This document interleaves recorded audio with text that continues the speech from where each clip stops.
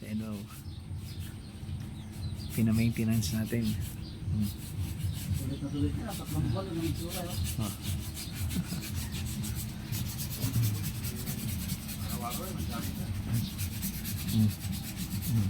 Ayan, sa e-bike repair center dito sa Tenejero lang din. At pinagawa natin yung bearing niyan, yung harapan na yan. Kasi sira na, umaalog na talaga siya, maingay na. Tapos diretso na rin tayo ng pa-brake cleaning. Pina-brake cleaning na rin natin yan, yung tatlong gulong na yan.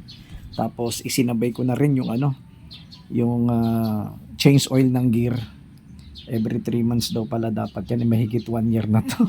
Ngayon lang to nagalaw. Yan.